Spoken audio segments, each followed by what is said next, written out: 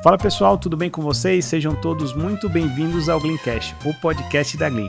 No episódio de hoje, vou falar com uma advogada que está fazendo sucesso em Portugal, ajudando brasileiros a ir morar nesse país. Estou falando de Gabriela Sá e ela vai nos contar tudo sobre como é a vida na Europa e como ela foi parar lá. Gabriela, seja muito bem-vinda, é um prazer tê-la aqui. Obrigada, eu que agradeço o convite. Um prazer estar aqui falando um pouquinho sobre o meu trabalho, sobre a minha vida. E vamos lá tirar as dúvidas das pessoas e falar sobre esse novo caminho que muitos brasileiros têm feito, que é para Portugal. Vamos lá. A gente gosta de começar o episódio falando do começo da jornada de todo mundo. Então, conta pra gente um pouco como foi a sua trajetória até antes de ir para Portugal. O que você fazia no Brasil antes de ir? Como era a sua vida pré-Portugal? É bem legal essa pergunta. É uma coisa que bastante gente tem curiosidade. E, basicamente, eu formei lá na faculdade no Brasil, né, em Direito na UFRJ. Trabalhava num escritório já grande como advogada. Na verdade, eu estava em processo de tentativa de ser efetivada. E naquele momento de vou ser efetivada, não vou, eu tinha entrado naquele escritório há 1 ano, então tinham outras pessoas na fila para serem efetivadas antes. Eu comecei a pensar, o que eu vou fazer da minha vida depois de me formar? Então, eu me formava no meio do ano, na UFRJ, e em janeiro eu comecei a ter um pouco essa preocupação. Dali surgiram algumas opções. Surgiu a opção da EMERGE, que é a Escola de Magistratura para ser juiz. Surgiu a opção de um mestrado em Portugal, de uma amiga que já fazia mestrado em Portugal. E surgiu a opção de tentar ser efetivada no escritório para advogar. Confesso que de todas essas opções, a opção que eu mais gostava era a opção de ser efetivada no escritório. Eu acho que ali eu já tinha uma veia empreendedora e eu não sabia. Porque eu achava que o advogado ou ia trabalhar no escritório, ou ele ia, sei lá, trabalhar com concurso público e seguir uma carreira pública, né, enfim. Ou Uhum. então, de repente, ia seguir para um outro trabalho que não fosse nem a ver com a área jurídica. Para mim, só era limitada a isso. Hoje em dia, eu vejo que existe um mundo de uma advocacia internacional, que inclusive eu vou falar mais para frente, que eu estou expandindo para a Espanha, etc. E eu achei o mercado na área que eu trabalho enorme. Então, naquela época, eu até na época da faculdade cheguei a estagiar com juiz, porque eu queria ser juiz no Brasil, ser juíza. Só Uhum. que eu não me identificava com a carreira pública. Eu queria ficar horas e horas no escritório. Eu queria não ter hora para entrar e para sair. Eu queria ter liberdade de poder trabalhar um dia de casa, outro dia de escritório. E o escritório ele trazia um pouco essa liberdade, apesar de que eu trabalhava muito mais do que no estágio com a juíza federal. Só que Uhum. o perfil era muito mais a ver comigo. Então, no final das contas, eu estava torcendo para ser efetivada. Acabou que, como que quem não quer nada, eu me inscrevi no mestrado na Universidade de Lisboa, fiz a prova da EMERGE, tentei ser efetivada no escritório. E no final consegui as 3 coisas. Eu falei: "Meu Uhum. Deus, e agora? O que eu vou fazer da minha vida?". Pensei: "Quero ficar no Rio de Janeiro para trabalhar nesse escritório", porque o principal era o escritório, eu amava o escritório que eu trabalhava. Meus pais começaram a falar: "Gabriela, você é nova, não tem nada que te prende". Eu tinha um namorado, inclusive, de 5 anos no Brasil, "não tem nada que te prende, vai pra Portugal, porque a qualidade de vida, segurança, não sei o quê". E a melhor coisa que eu fiz hoje em dia, que eu vejo, foi eu vir pra Portugal nova, porque eu tinha raízes e já foi difícil eu me desvincular, mas eu confesso que agora, pra mim, essa ponte aérea entre Portugal e Espanha tá sendo mais difícil em relação a compromissos profissionais do que na época que eu saí do Brasil. Uhum. Então, hoje em dia eu vejo que foi incrível eu ter tomado esse ato de coragem, mas na época eu fui realmente incentivada pelos meus pais, porque eu não queria sair do Rio de Janeiro.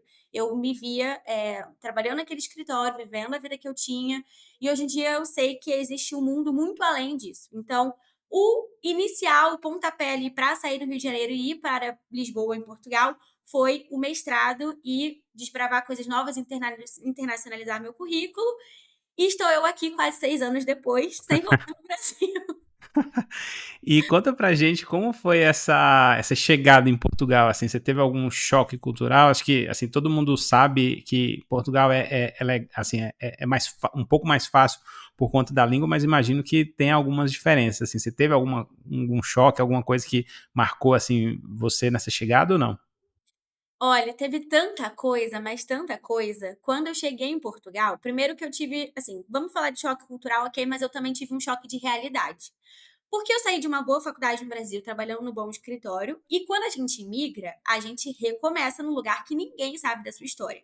Ninguém sabe o que você faz de trabalho, de onde você é, então você não conhece, você não tem mais referências. Eu gosto de falar muito essa palavra de referências. Quando você está já localizado num lugar, você sabe que o pão daquela padaria é o melhor, você sabe que na hora da tarde vai ter a feira tal, que você vai comprar a comida tal, que vai ser boa. Você tem uma noção de referência das coisas. Até se acontecer alguma urgência, você sabe onde recorrer. Perdi a chave de casa, tem um chaveiro no lugar tal que eu posso ir. Quando você imigra, você perde referências. Você fica um pouco assim, zonzo, sabe? Meio confuso. Não sabe muito para onde ir, onde recorrer. Fica um pouco sensível com essa parte. Então, além de ter todas essas questões de referência, tem a parte que eu gosto de falar muito também para cliente e para colegas advogados que me assistem, que é a situação de você recomeçar profissionalmente em outro país.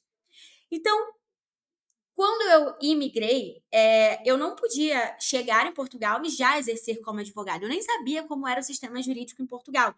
Então, foi um processo bastante demorado. Eu precisava me sustentar, eu alugava um quarto em Lisboa, não tinha condição na época. O euro estava R$ 7 naquela época, em 2019 para Uhum. 2020, estava absurdo de caro. Eu não tinha como contar com os meus pais para me dar auxílio, enfim, me ajudar com a parte financeira. Então, eu comecei a trabalhar em gelateria, que é a sorveteria, trabalhei em telemarketing, isso sendo advogada no Brasil. Houve piadinha de português, às vezes tinha português que na sorveteria perguntava: ah, mas você é advogada e tá trabalhando aqui? Sim, estou para pagar meu mestrado. Então, assim, hoje em dia eu ganho muito mais do que eles, provavelmente. Uhum. Então, tudo é um processo na vida e essa parte de recomeçar profissionalmente em outro país é realmente muito complicado. Agora, falando do aspecto cultural, várias coisas muito engraçadas. Vou citar duas aqui que me marcaram. Quando eu trabalhava na sorveteria, os portugueses eles falam muito na hora de ir embora, né? Adeus, até já, tchau. Tchau, na verdade, eles nem falam muito. Eles falam muito adeus, até já. Só que no Brasil, a gente não diz adeus. Adeus é quando você tá, sei lá, no enterro de uma pessoa. Você adeus, nunca mais eu vou ver essa pessoa. E o até Uhum. já é literalmente até já. Já volto. Daqui a pouco eu volto. Então, adeus até já, na minha cabeça era muito confuso. Eu falo, gente, eu nunca mais vou ver essa pessoa ou ela volta daqui a pouco? Eu ficava muito confusa. E aí, o dono da sorveteria, quando ele saía, às vezes ele ia lá resolver algumas coisas, e no final ele sempre falava adeus, adeuzinho, até já, beijinhos, até já. Às vezes ele voltava, às vezes ele não voltava. Teve um dia que eu falei, gente, eu não sei se ele vai voltar ou não. Eu acho que ele falou até já, ele vai voltar daqui a pouco. E fiquei lá com a sorveteria para fechar às 8 ou 9 horas. Eu fiquei até às 10 horas aberta. Eu não queria ligar para ele pra incomodar, achando que ele ia voltar. Ele conseguia ver pela câmera, né, que eu estava lá. Ele me ligou e falou: Gabriela, o que você ainda tá fazendo na sorveteria essa hora? Eu falei: ué, mas você não ia voltar? Você falou até já. Ele, como assim? Eu falei até já. Eu falei: você disse já volto, até já. Ele, não, eu te dei tchau. Falei adeus, não sei o que, eu não vou voltar. E aí, naquele dia, eu aprendi que o adeus até já é o nosso tchau. Não significa que a pessoa nunca mais vai aparecer ou que ela volta daqui a pouco. E a outra situação engraçada era com o meu cachorro, quando eu me mudei de Lisboa para o interior aqui de Portugal, pro Fundão, que é onde eu tenho escritório, eu adotei um cachorro, porque foi quando eu mudei para uma casa sozinha, né? Porque antes eu alugava um apartamento em Lisboa. Então, quando eu adotei o cachorro, no Brasil a gente chama cachorro ou cadela. A gente não fala cão. Uhum. Cão parece um cão bravo, um cão grande. Ah, esse é um cão. A gente não diz, a gente fala cachorro. Só que aqui é diferente. Então, várias vezes eu estava na rua passeando com o meu cachorro e parava alguém e perguntava: é cachorro? E eu ficava horrorizada com aquela pergunta. Eu falava: gente, mas você não tá vendo que é um cachorro? Mas que pergunta é essa? Óbvio que é um cachorro. Aí eu dizia: não, não é cadela, é cachorro. E aí as pessoas ficavam: mas é cachorro? Depois eu fui entender que cachorro pra gente é o filhote. Então, como o meu cachorro era pequeno e ele era muito agitado, as pessoas perguntavam: é filhote? É cachorro? E eu ficava, cachorro? Mas é óbvio, você não tá vendo que é cachorro? Enfim, tem essas coisas da língua que são muito engraçadas, são diferenças culturais. Fora o dia a dia, né, também. Beber o cafezinho depois do jantar e pra ir dormir depois, que pra minha cabeça não faz sentido, hoje eu bebo. Então, vários costumes, assim. É bem engraçada essa parte. Entendi.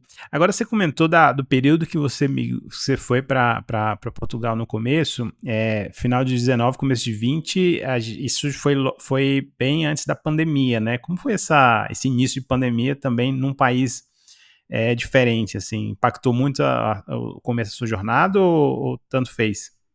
Olha, eu me considero uma grande sortuda nessa época, porque quando teve o problema da pandemia, primeiro que eu já estava trabalhando, eu saí da sorveteria, trabalhei na multinacional na área de eu estava em telemarketing, depois mudei para apoio ao cliente. E aí, como eu era boa escrevendo, até por ser advogada, me colocaram logo nos e-mails, então eu não precisava ficar falando por telefone.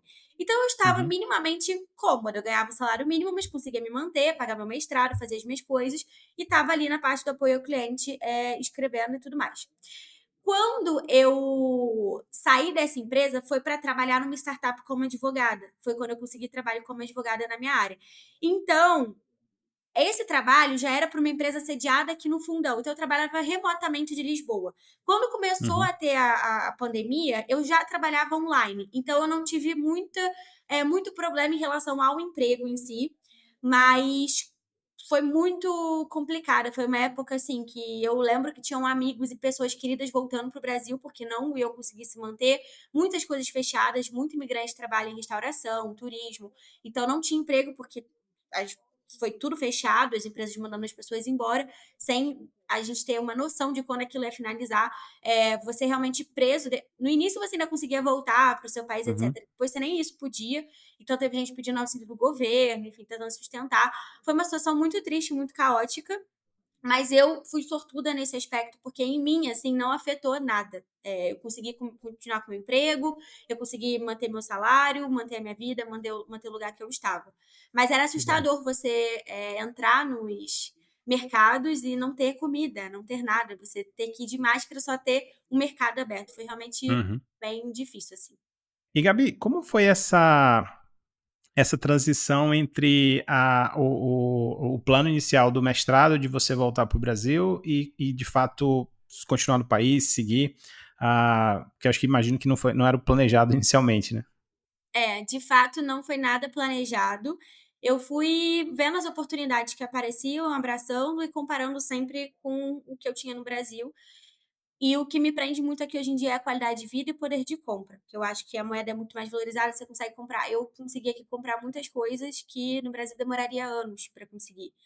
Então, não foi planejado. A minha ideia realmente inicial era vir fazer o mestrado, que durava até 2 anos, até porque eu namorava há muito tempo já no Brasil.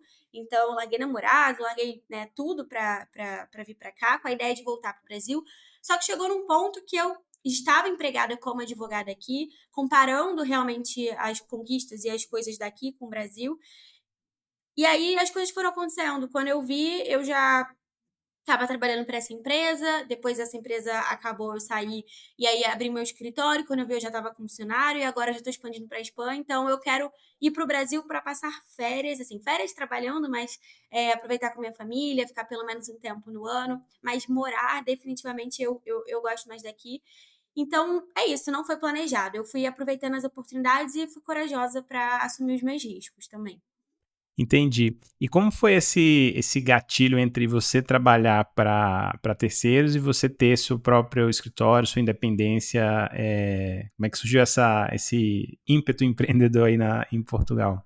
Essa pergunta é muito boa, porque, inclusive, eu comecei no canal do YouTube, que hoje em dia eu tenho um canal voltado a falar sobre serviços jurídicos aqui, né, em Portugal, para cliente e tudo mais.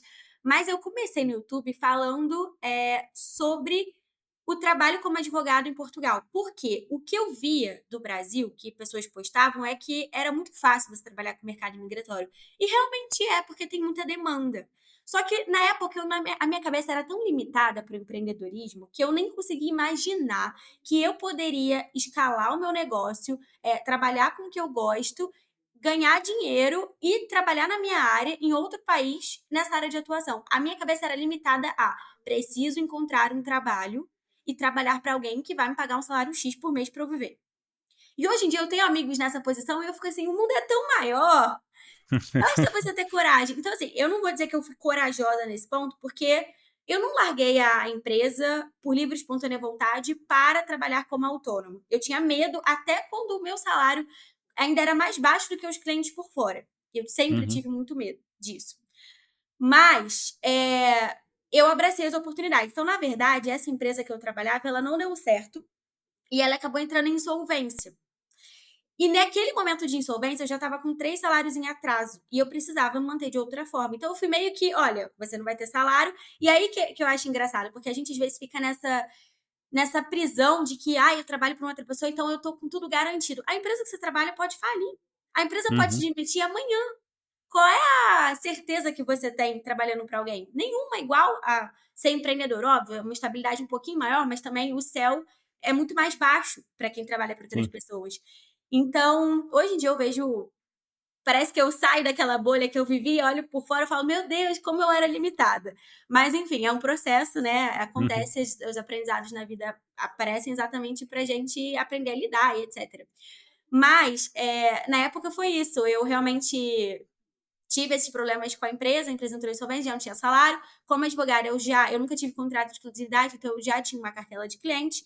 Quando eu vi, a cartela de cliente estava sendo muito melhor e maior do que o próprio salário da empresa, e ainda por cima a empresa estava em mal das pernas. Então acabou Uhum. que eu criei meu próprio escritório e dali vieram outros problemas do empreendedor, que são problemas bons de resolver. Começou a crescer tanta demanda que eu já não tinha braço.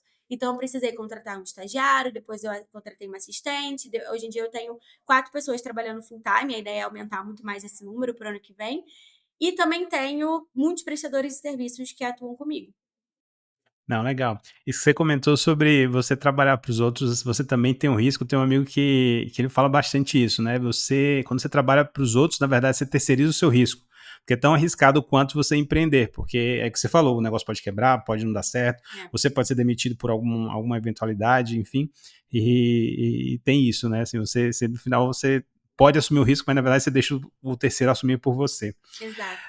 Mas, Gabi, a gente também, assim, eu particularmente sei, conheci você através de canais digitais, YouTube, redes sociais, conheci o seu trabalho e vejo que você tem esse viés de publicar bastante, de produzir conteúdo para, enfim, falar com o seu público, produzir informação útil para quem está querendo emigrar para Portugal ou Espanha agora, enfim. Como é que surgiu essa veia, digamos, de produção de conteúdo? Foi desde o começo, foi assim? Foi uma coisa que você foi testando e dando certo? Conta pra gente um pouco dessa estratégia de produção de conteúdo digital. Tem uma história bem legal, inclusive, em relação a isso. Na época que eu comecei a produzir conteúdo, foi antes da pandemia. Então eu sempre gostei. Por exemplo, lá no iniciozinho do meu canal do YouTube, tem uns vlogs que eu fazia quando eu viajava para essa região que hoje em dia eu moro, pela empresa, então eu precisava participar de reunião, eu fazia vlog, indo na conservatória, indo fazer as coisas, não sei o quê. Então eu sempre gostei. Hoje em dia, óbvio, tenho um viés mais profissional, já não sou tão a Gabriela espontânea assim, porque tem que passar uma imagem mais credível de advogada e tudo mais. Mas eu fazia uns posts assim que hoje em dia eu olho e falo, meu Deus, horrorosos. Mas inclusive o dono da empresa que eu trabalhei me conheceu por esses posts no Instagram que eu já fazia antes de trabalhar para ele. Então, eu trabalhava lá no setor de apoio ao cliente da empresa e eu, de vez em quando, postava sobre nacionalidade. Inclusive, teve uma pessoa uma vez que comentou nesse post meu falando: Ué, virou correspondente jurídica agora na Europa com um tom de deboche. Porque no início as Uhum, pessoas duvidam e essas pessoas hoje em dia pedem meus serviços e pedem ajuda. uhum, Então, quando você faz o que você gosta, da forma que você gosta, obviamente as pessoas no início vão querer, te colocar para baixo e te menosprezar de alguma forma, né, mas se você tá focado no que você precisa, no que você quer, no final vai dar certo. Então eu comecei a produzir esses conteúdos e inclusive, até voltando na história do advogado que eu comecei a falar e depois, interrompi, não continuei o raciocínio. Eu comecei a fazer os vídeos, produzir os vídeos para advogados, porque eu vi a realidade muito diferente.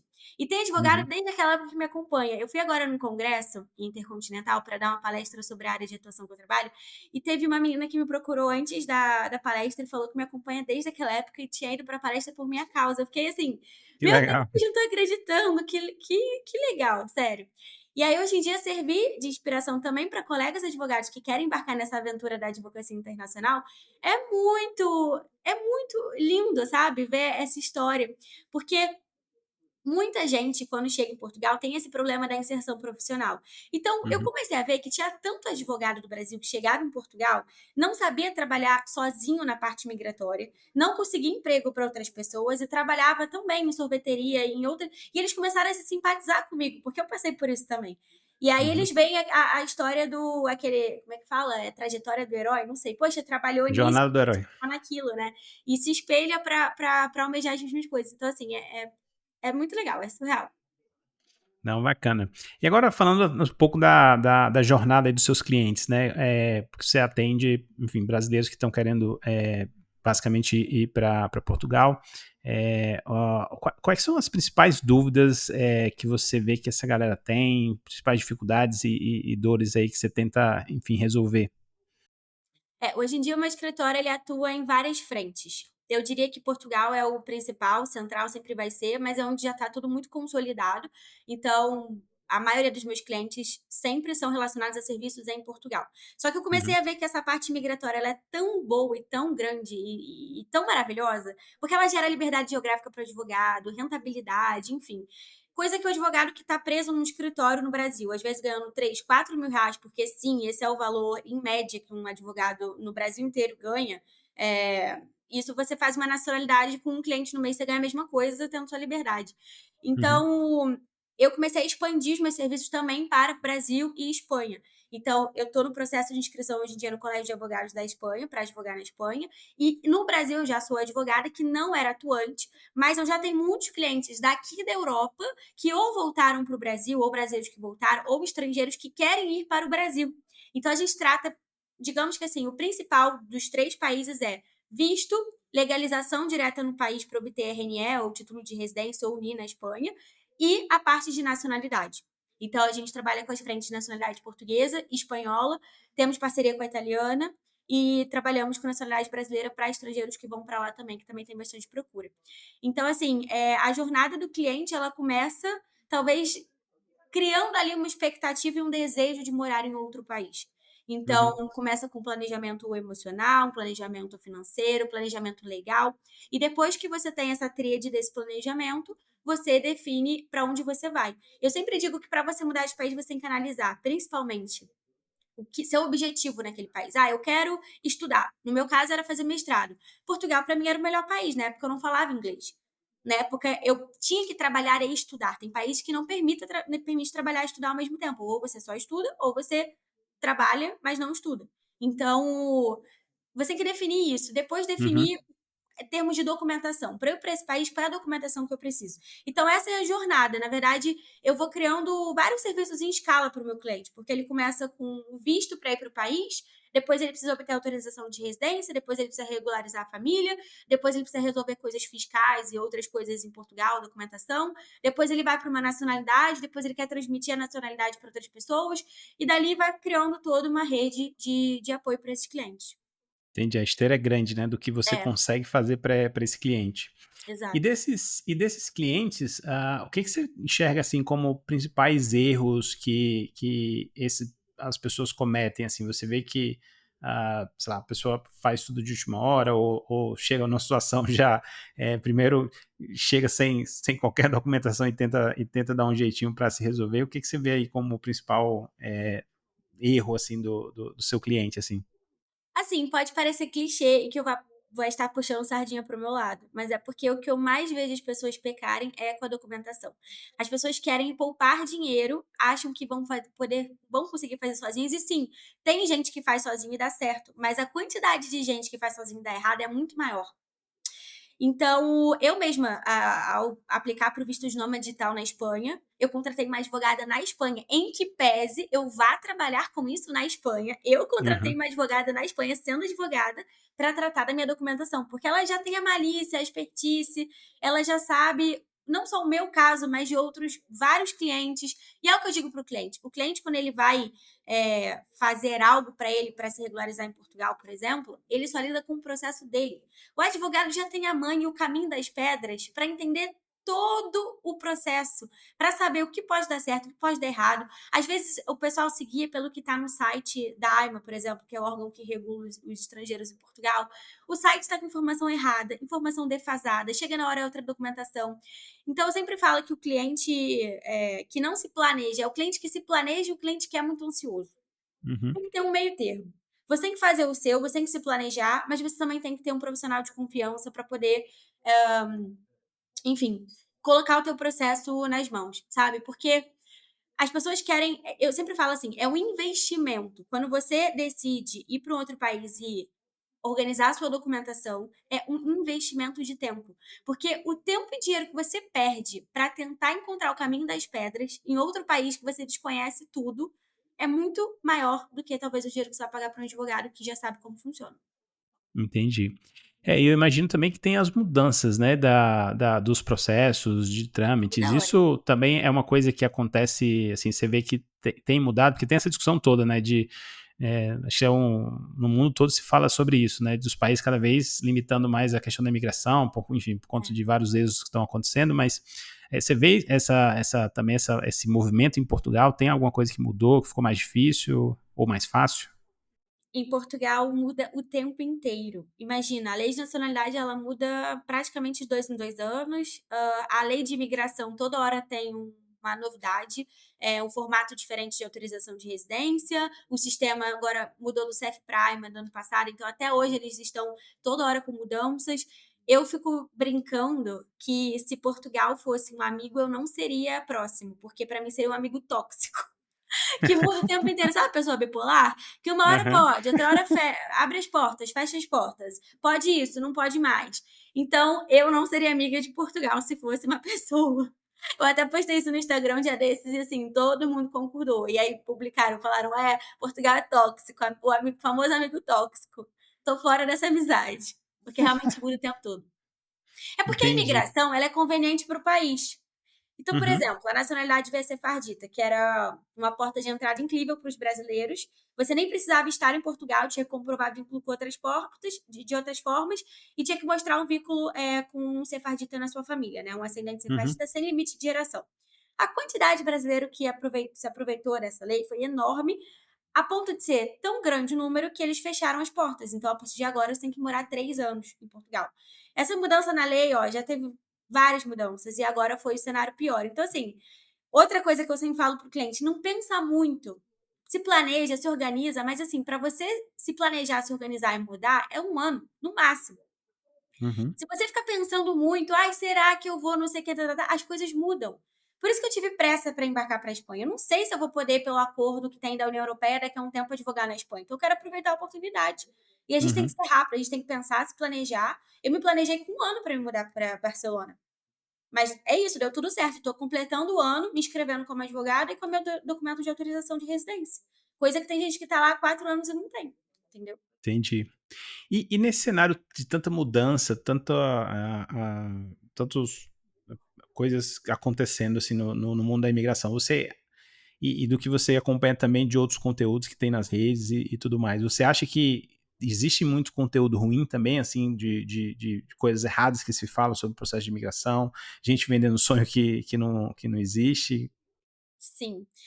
Muita gente vende que Portugal vai ser o sonho americano. Só que Portugal é um país que você óbvio, você pode ganhar dinheiro, ninguém tá livre disso, você pode ganhar muito dinheiro, mas se você vem para cá para trabalhar por conta de outrem, um salário mínimo, etcétera, você não vem para enriquecer.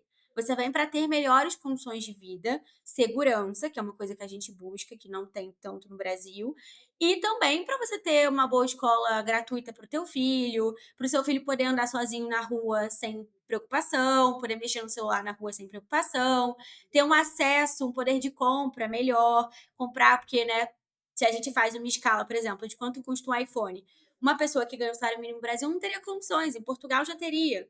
Então, o poder de compra é maior, entendeu? É, é basicamente isso, assim. Sim.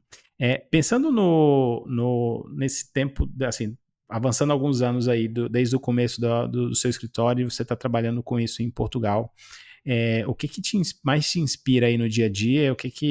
É, como é que você percebe? O que faz você perceber que você está fazendo a diferença, de fato, na vida das pessoas? Assim? Tá.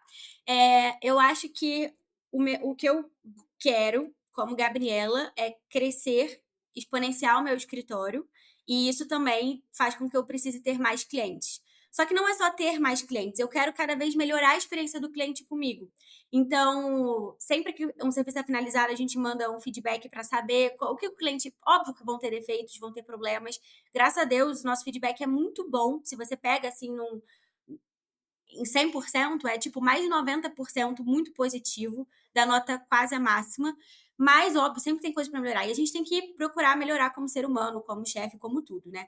A minha equipe é uma equipe super sólida, é compacta, mas é uma equipe que está comigo há bastante tempo já. A ideia é que todo mundo cresça junto, que prospere junto.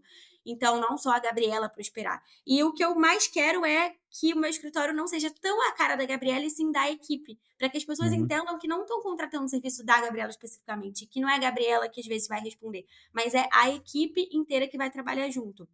Então, o que eu quero e o que eu desejo para os meus clientes é realmente uma experiência excelente nessa imigração, porque já é um processo doloroso. Você vai ficar longe da sua família, é um monte de documentação para resolver, é um monte de burocracia. Então, eu quero deixar isso mais leve para o cliente. Eu quero que ele uhum. vou aplicar para o visto tal, que é o meu, já tem os requisitos e posso aplicar, e eu sei que a equipe da doutora Gabriela e o escritório vai tirar esse peso de mim.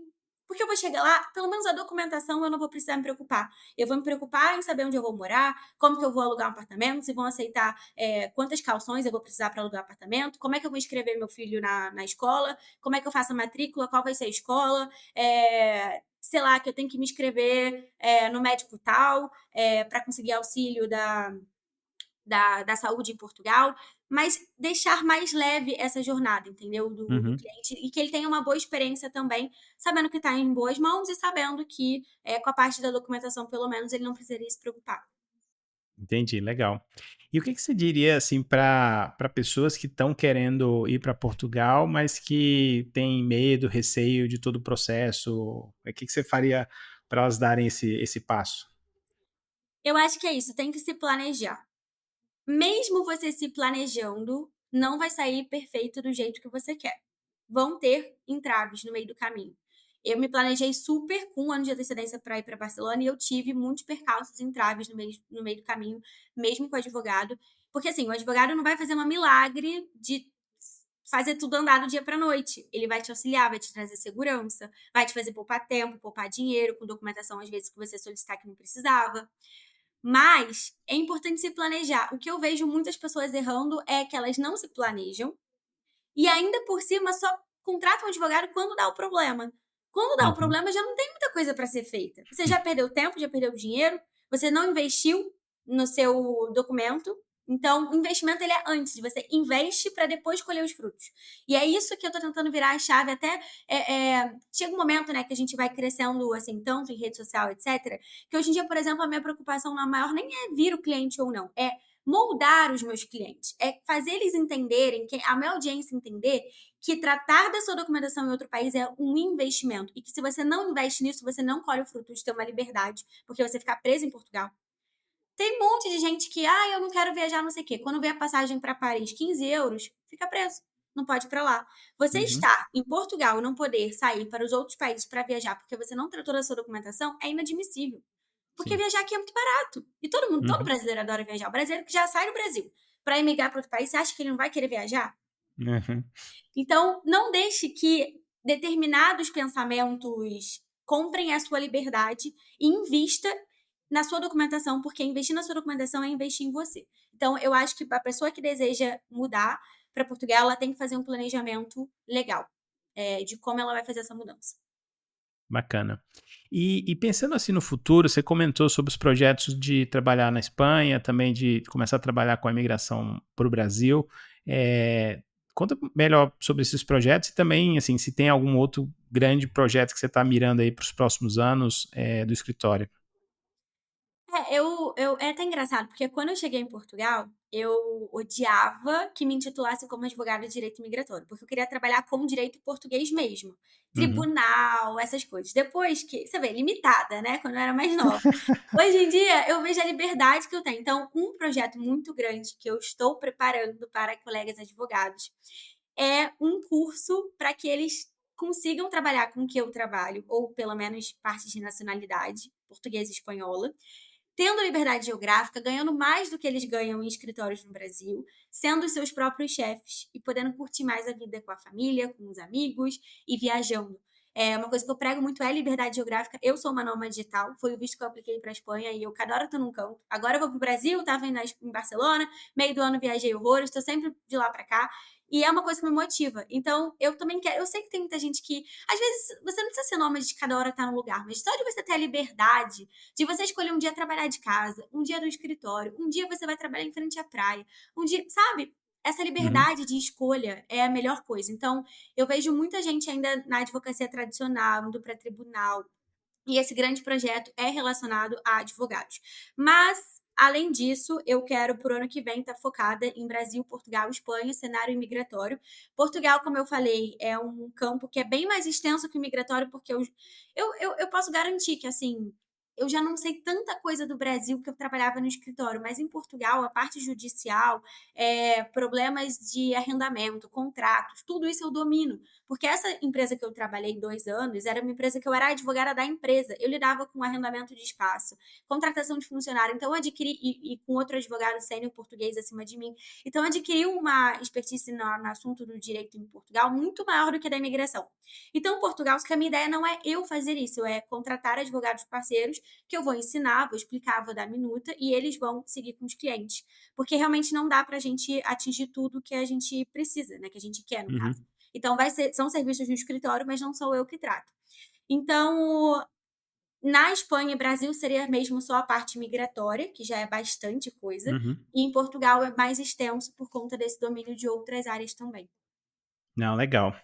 A gente está caminhando aqui para o encerramento, mas antes de encerrar, dado que Portugal é um país que sempre gera interesses para os brasileiros, compartilha com a gente um lugar que você ama em Portugal, um prato que você adora e também um hábito brasileiro que você não largou ainda. Ai, meu Deus, eu acho que hoje eu tô cansada, que eu tô me esquecendo as perguntas. É um lugar que eu amo em Portugal, Algarve. Sou apaixonada pelo Algarve. O prato que eu amo, qualquer coisa com bacalhau, inclusive em Barcelona eu emagreço, porque eu não gosto tanto da comida. Eu chego em Portugal e engordo. Eu estava 4 quilos mais magra e já engordei 2 quilos. Então eu amo a comida portuguesa, é assim, minha preferida. E a terceira pergunta é: É um hábito que você não largou ainda, do Brasil. no Brasil? Eu acho que é a mania de falar né no final. E o meu namorado português sempre brinca comigo, né, não sei o que, né. E acho que a comida é o arroz com feijão, que eu sou fã e nunca vou largar o arroz com feijão, que é um hábito brasileiro. Não, legal. E, Gabi, para encerrar, assim, deixa uma mensagem para aquelas pessoas que, enfim, provavelmente estão na situação que você tá já esteve, digamos assim, de estar num ambiente diferente, com esse desafio ou dúvidas de empreender ou não. O que você diria para uma pessoa, o que você falaria para a Gabriela de alguns anos atrás, que tinha aquela cabeça de trabalhar para os outros, mesmo que fosse em outro país, dada a sua experiência agora, que conselho você daria para a sua Gabriela do passado? Bom, eu acho que migrar é um ato de coragem. Eu ainda vim sozinha, a parte boa disso é que eu não tinha tanta coisa empreendendo no Brasil, mas tem gente com muito mais raízes que vem depois de mais velho, por questões de emprego, de qualidade de vida, etc. Não desiste, porque o primeiro ano sempre vai ser o mais difícil. Se você ainda está pensando em migrar, eu posso dizer que o meu primeiro ano em Portugal eu odiava tudo e todos, e hoje em dia eu amo Portugal, está sendo difícil para mim largar Portugal para ir para Barcelona. Estou passando por uma readaptação em Barcelona. Então, imigrar é viver. É você sair da sua zona de conforto, é você viver novas experiências, entender novas culturas. E no final das contas, o que você já construiu em outro país sempre vai estar lá. Então você vai poder voltar. Não deixe de aproveitar novas oportunidades com planejamento, com a parte legal organizada, mas não deixe de tentar desfrutar ainda de momentos e experiências em outros lugares que a vida pode proporcionar. Não, bacana. Gabriela, eu queria te agradecer muito aí pela presença, pelo papo. Eu acho que foi super legal. Espero que você também tenha gostado de participar. Adorei, muito obrigada pelo convite e depois se quiser marcar outras, conte comigo também. Obrigada pelo convite. Não, legal.